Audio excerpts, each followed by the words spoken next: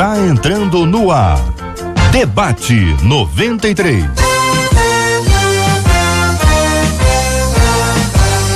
Realização 93 FM. Um oferecimento Pleno.news. Um olhar diferenciado além da informação. Apresentação J.R. Vargas. Alô, meu irmão. Alô, minha irmã. Aqui fala J.R. Vargas. Estamos de volta, começando aqui mais uma super edição do nosso Debate 93 de hoje, nessa sexta-feira, dia 1º de fevereiro de 2019.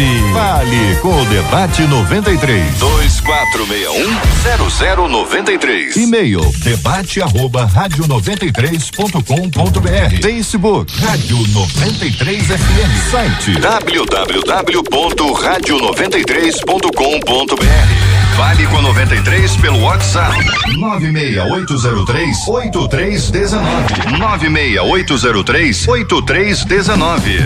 Marcela Bastos, bom dia. Bom dia, JR, nossos ouvintes e nossos debatedores, e no nosso WhatsApp 96803-8319.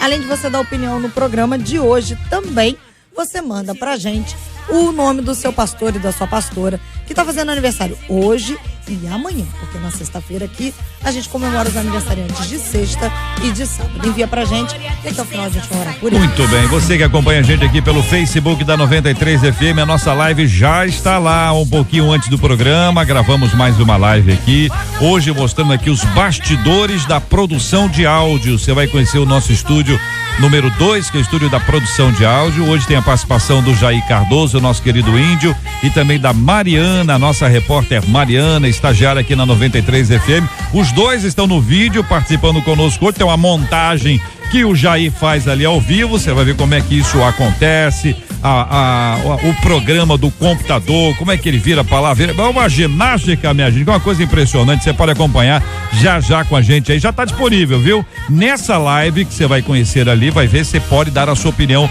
sobre o programa de hoje, você vai dizer o que você acha sobre esse assunto, se já viveu uma experiência sobre o primeiro assunto ou sobre qualquer outro assunto que nós vamos tratar aqui no Debate 93 de hoje. É o Facebook da 93 FM, você pode assistir, você pode comentar e, por favor, vamos compartilhar para que essa mensagem chegue a muito mais gente que precisa estar ali pensando sobre esse assunto e vai estar ligado aqui no Debate 93 a partir de agora. Esta, minha gente, é a 93 FM.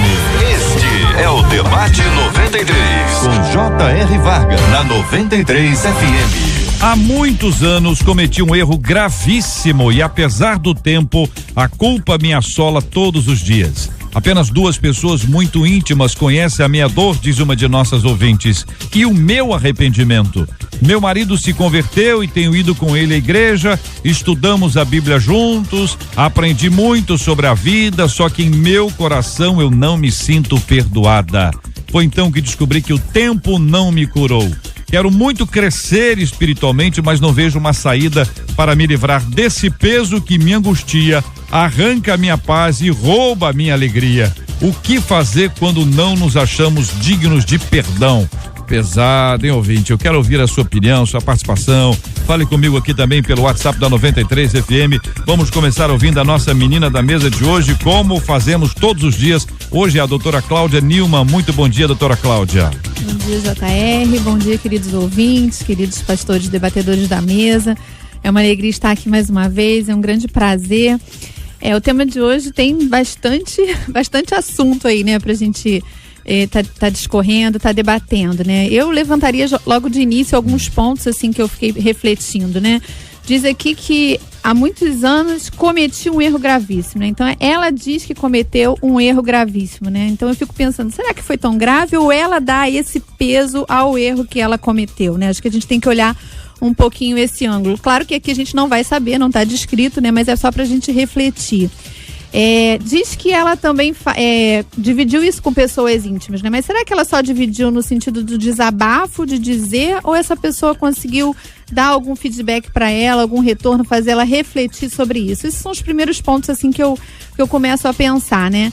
E ela fala sobre arrependimento, né? Que arrependimento foi esse, né? Porque existe o arrependimento que nos leva à mudança né? E existe o arrependimento, mas voltado ao remorso, que é aquele que a gente até reconhece que tem um erro, né? Mas ele fica muito no plano horizontal, né? Ou seja, eu errei, eu sei que eu errei, mas como teve uma consequência e isso apareceu, né? Aquilo me faz mal, me traz uma culpa. Mas será que se tivesse aparecido um erro, eu de fato estaria arrependida, né? Se tivesse tido uma consequência, eu estaria arrependida disso? Quando ela diz aqui que o marido dela se converteu, eu fico pensando se ela era convertida. Isso também não fica claro aqui, né? Então, eu não sei se quando ela cometeu esse erro, ela já conhecia o Senhor, se ela já conhece ele nesse momento, ou se o fato dela estar conhecendo, como diz mais aqui adiante, né? Faz com que ela esteja sendo convencida do erro dela, ou seja, o Espírito Santo esteja mostrando a ela que ela está errando e que para isso ela precisa mudar, né? Porque para a gente chegar no perdão, acho que a gente tem que entender algumas dessas questões, né? Às vezes a gente precisa perdoar a nós mesmos, às vezes, dependendo da situação, a gente precisa perdoar o outro e a gente precisa, então, entender a relação do perdão de Deus sobre as nossas vidas, dependendo do erro que a gente cometeu, né? Então, assim, fica, assim, para mim, muitas questões aqui pra gente poder estar falando, né? Pra gente poder estar discursando aqui. Uma coisa eu tenho certeza, né? Quando a gente entende o plano da salvação, né? E a gente se arrepende daquilo que a gente fez, né? Ou seja, se existe um verdadeiro reconhecimento disso, isso vai gerar uma mudança na nossa vida. A gente não vai voltar àquelas práticas. Mas às vezes a gente carrega na vida da gente algumas culpas, né? Que não são verdadeiras, né? Que podem ter acontecido no nosso passado, que pessoas nos colocaram essa culpa, ou a gente coloca um peso demais quando a gente não tem um esclarecimento sobre aquilo que aconteceu, né? Um pouquinho mais pra frente eu vou exemplificar isso aí pra eu não... Reverendo Márcio Siriaco, muito bom dia, seja bem-vindo ao debate 93 de hoje. Como trata o senhor este tema? JR, debatedores e ouvintes da 93, a paz de Cristo. O assunto ele traz uma questão que é por mais de 20 séculos que o cristianismo tem pregado, que é exatamente a salvação, a graça e o perdão do Senhor. Exatamente uma humanidade oprimida pela culpa, né? A despeito de crentes fervorosos, crentes que buscam a comunhão com o Senhor, muitos deles ainda não se veem libertos, né, pelo gozo do perdão. As nossas igrejas, e aí agora eu quero tirar a culpa da ouvinte, né?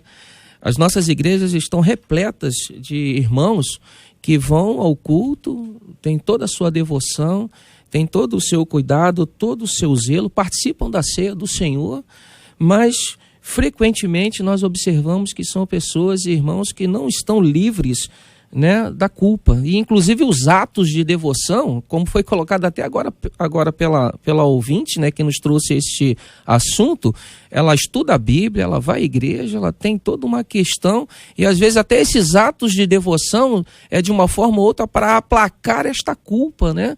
E aí as nossas igrejas estão carregadas de irmãos que estão vivendo esta realidade, né? Pastor Jorge Macedo, muito bom dia, seja bem-vindo. E aí, querido pastor? Bom dia, JR, os debatedores, a todos os ouvintes do 93. Em 1 João 9 nos diz assim: se confessarmos os nossos pecados, Ele é fiel e justo para nos perdoar, nos purificar de toda injustiça. A ouvinte está colocando aqui que ela cometeu um erro, isso algum tempo atrás, e pelo que ela está tentando passar, tem anos. Isso é uma coisa que já vem com ela há muito tempo. E essa falta de confessar, de abrir o seu coração, eu creio até que ela dá a entender que é para o seu marido, né? Porque ela frisa muito o esposo, e só duas pessoas que sabem, pode ser o pai e a mãe dela, guarda segredo. Ela tem que repensar. Isso está tirando a paz vertical, que é a paz de Deus, né? E a paz horizontal, que é a paz do homem. Então, se você não consegue ter paz com Deus, dificilmente você vai ter paz com o homem. Isso está tirando a paz dela, né? Com certeza está tirando o sono dela. Mas por outro lado, ela tem que entender que se Deus perdoou, está perdoado. Nós que somos pastores, tem coisas que é chegado a nós, e aí nós vamos levar para a eternidade. Porque é coisa que se falarmos, se nós passarmos aquilo para frente, vai incendiar uma grande floresta e pode até mesmo uma família ser desfeita. Então, eu creio que é um caso sério a pensar, mas isso está tirando o sono dela. Ela diz que só tem 2 pessoas que sabem, frisa muito o esposo dela. Então, eu creio que ela tem que pensar muito. Agora, é uma decisão individual. É uma decisão individual. É ela que tem que entender se ela realmente vai abrir o coração dela. Ela deve ter pedido perdão a Deus, mas não está se sentindo perdoada. Então isso está trazendo acusação para ela, está impedindo dela ter uma vida com Deus.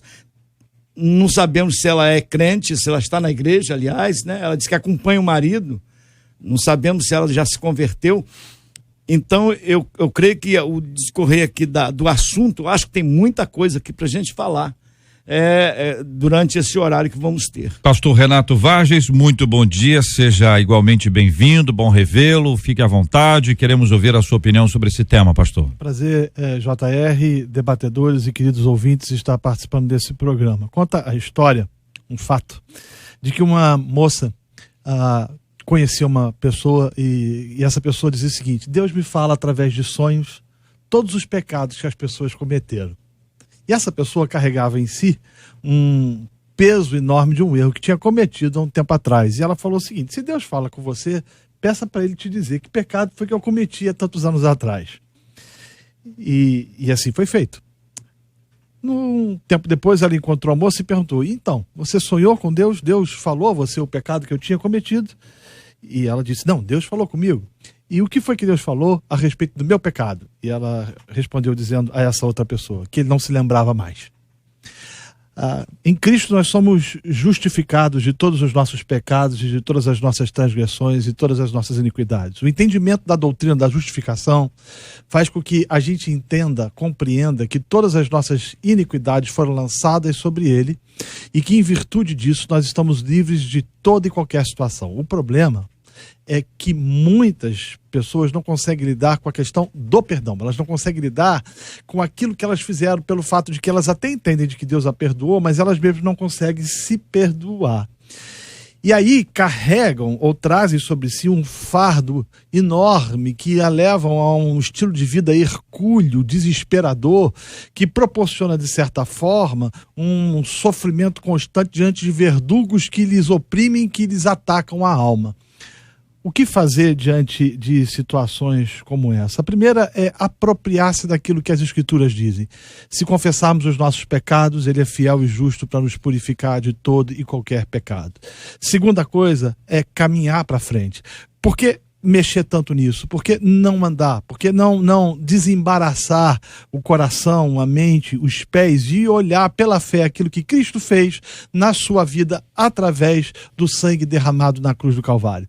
Eu entendo que o problema às vezes é que a gente remexe algumas coisas porque no fundo a gente quer pagar por aquilo.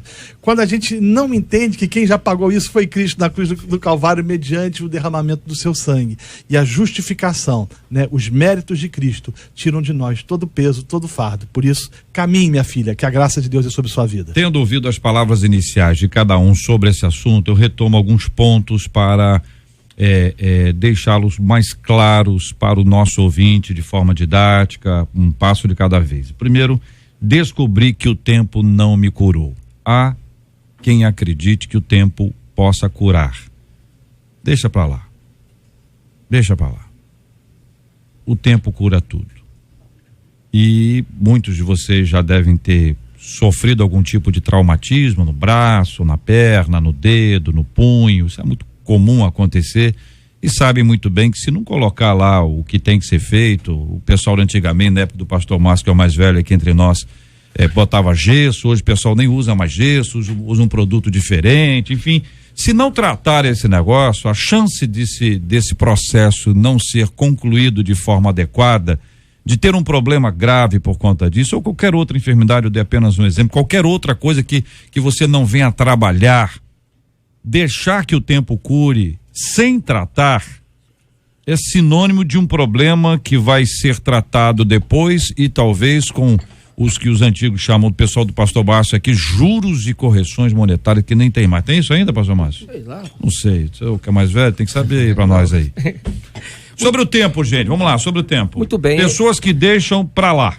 Eu antes de entrar nessa questão, JR, eu queria só dizer uma coisa. Eu acho que, para mim, há um ponto pacífico nessa história toda, é que não há aquele que vive sem culpa. Todos nós, de uma forma ou outra, nos sentimos culpados por alguma coisa. E eu quero me apegar exatamente na palavra que o irmão pastor Renato deixou aqui agora há pouco. Essa sensação de ter que pagar alguma coisa, nós trazemos também essa forte sensação de se pagar alguma coisa, né? E a gente, quando quer pagar, alguns quando querem pagar imediato, né? Não, eu quero quitar a minha dívida, eu não me sinto incomodado em quitar a minha dívida. Aí onde entramos na questão colocada agora pelo JR, o tempo. Né? O tempo, é claro, o tempo também nos ajudará a apagar certas coisas da nossa própria vida. Algumas cicatrizes, elas se demoram ir embora, e aí nós vamos olhar e vamos lembrar da dor, vamos lembrar do passado, é claro, evidentemente, mas tem questões que o tempo nos ajudará. Eu entendo sim que o tempo nos ajudará. É porque é uma ferida aberta. Aliás, não é uma ferida aberta, é uma ferida fechada, né, exterior, e no interior ela continua sangrando, porque a realidade é essa, ela continua todos os dias atormentando essa ouvinte, né? Ela que eu falei aqui que é muito individual, porque eu estava aconselhando uma jovem, e ela disse: olha, eu não vou perdoar, ou então eu não vou aceitar isso, porque a Bíblia diz que eu tenho meu livre-arbítrio, então eu decidi não tomar essa decisão. Essa decisão, ela está querendo passar, eu creio até que, eu não quero fazer um pré-julgamento, mas eu acho que ela está querendo abrir o coração dela para o esposo dela.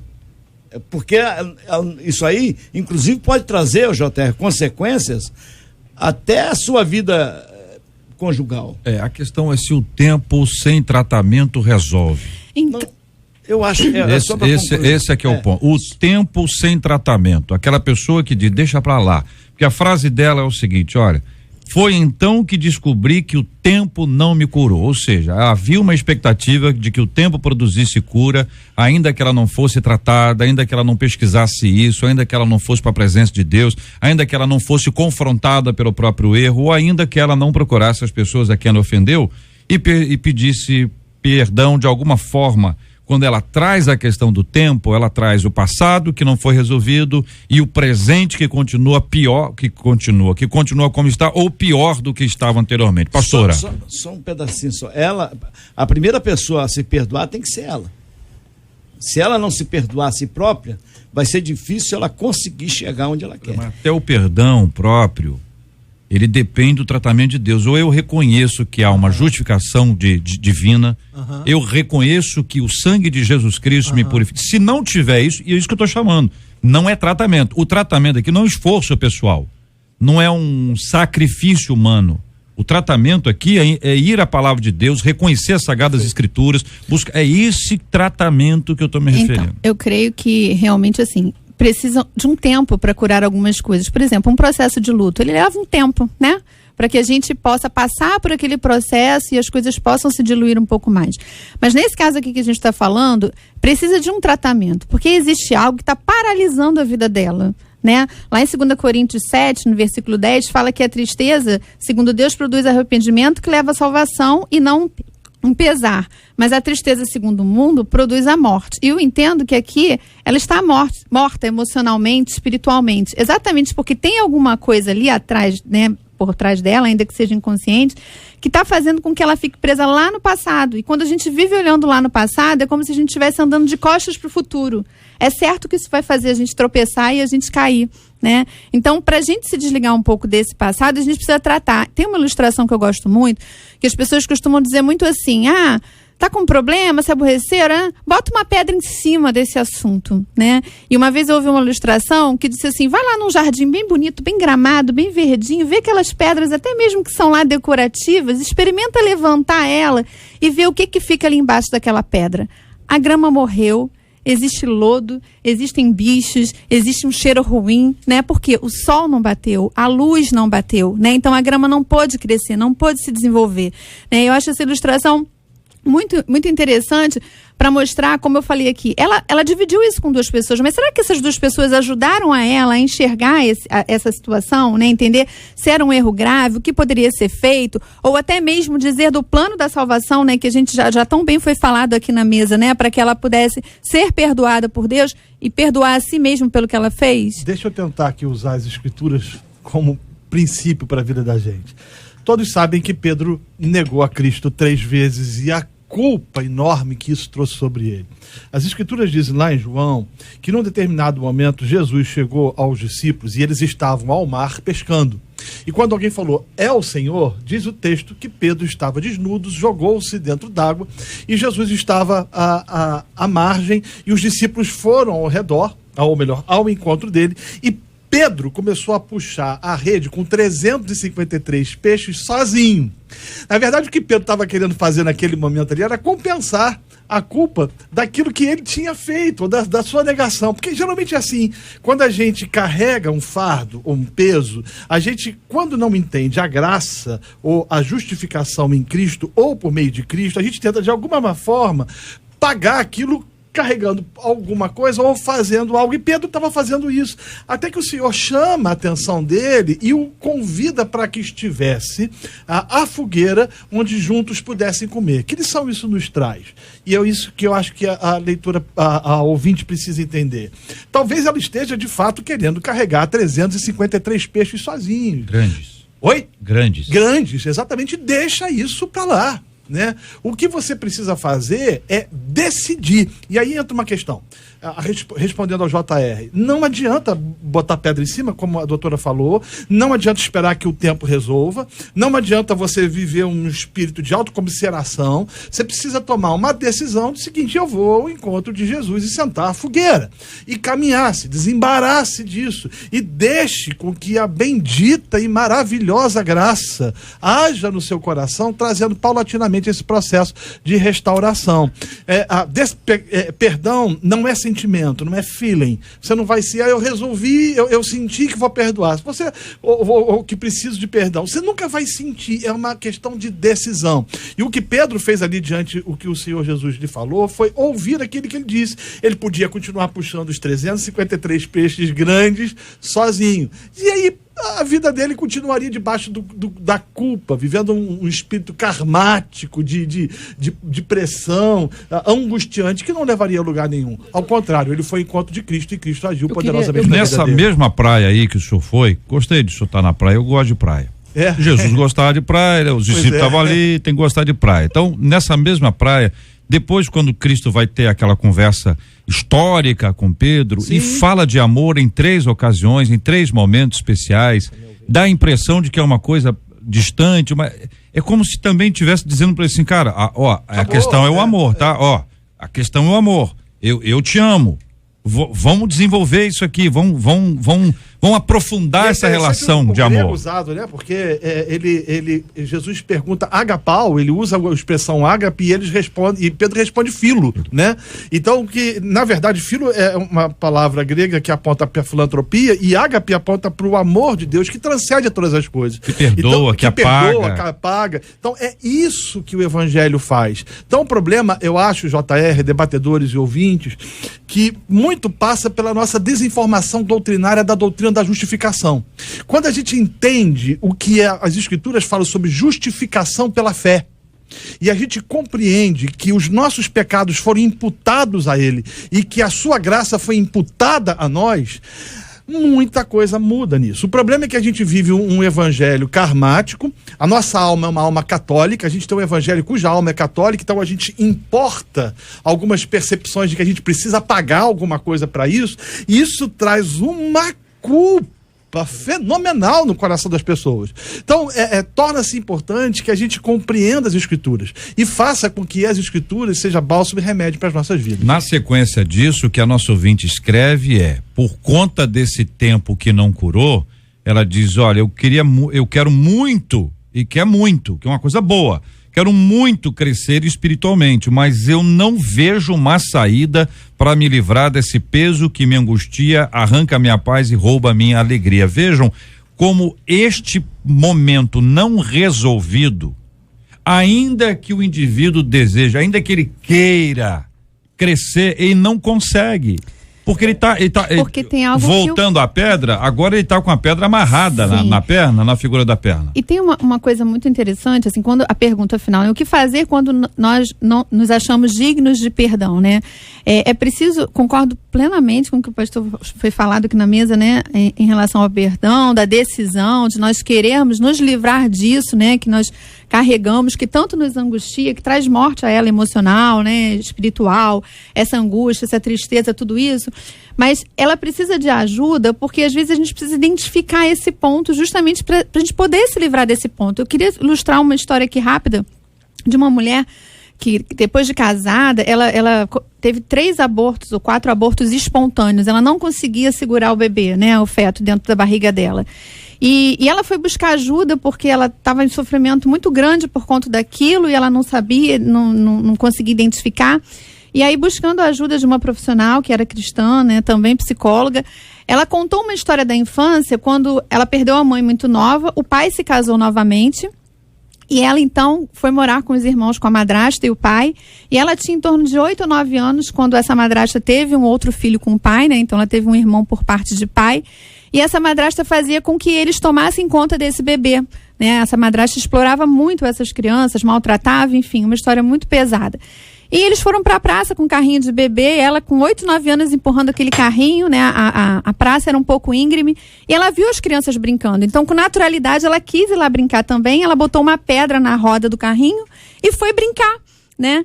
E aí, quando ela tá lá distraída brincando na praça e tal, o carrinho começou a rolar, e quando ela viu o carrinho rolando ladeira abaixo, ela saiu correndo desesperada para tentar segurar aquele carrinho, mas não deu tempo, o carrinho caiu, o bebê caiu no chão e se machucou. E aí, quando ela chegou em casa com o bebê machucado, né, a madrasta chamou o pai e disse para ela assim: você é uma imprestável, você não presta nem para segurar um bebê. Foi essa frase que a madrasta falou para ela. E aí o pai levou eles para um outro lugar, ainda bateu neles, enfim, a história tem um desenrolar. E aí foi quando ela se lembrou que na infância dela alguém disse que ela não prestava nem para segurar um bebê, né? E por isso aquilo estava acontecendo na vida dela, ou seja, porque ela carregava essa culpa, ela se achava imprestável e incapaz de ter segurado aquele bebê naquele momento, que era o irmão dela. Então, assim, eu contei de uma forma bem resumida e rápida devido ao tempo, mas eu quero dizer que às vezes a gente precisa de buscar uma ajuda para a gente entender exatamente o que Deus pode fazer por nós e que a gente tem que tirar de nós algumas culpas. Hoje, infelizmente, muitas coisas têm acontecido dentro da igreja, porque pessoas carregam culpas, às vezes que elas têm consciência, às vezes que elas não têm, por isso vivem uma vida ruim, porque vivem presas ao passado, e muitos estão buscando. Mas veja bem, raciocine comigo, se nós tivéssemos... Daqueles que aniversariarão, Senhor, Luiz Cláudio, pastor Luiz Cláudio, apóstola Nadir, pastor Carlos Macedo, pastor Márcio Moreira, pastor Luiz Cláudio Simões. Senhor, rogamos a abundante graça sobre a vida deles, de suas famílias e de suas igrejas. Dá, Senhor, que tenhamos cada vez mais o privilégio de perceber a Tua presença e entender os Teus propósitos a serem realizados em nossas vidas. Nós oramos na mediação de Cristo Jesus, nosso Senhor e Salvador, a nossa esperança. Amém. Que Deus te abençoe. Você acabou de ouvir Debate 93.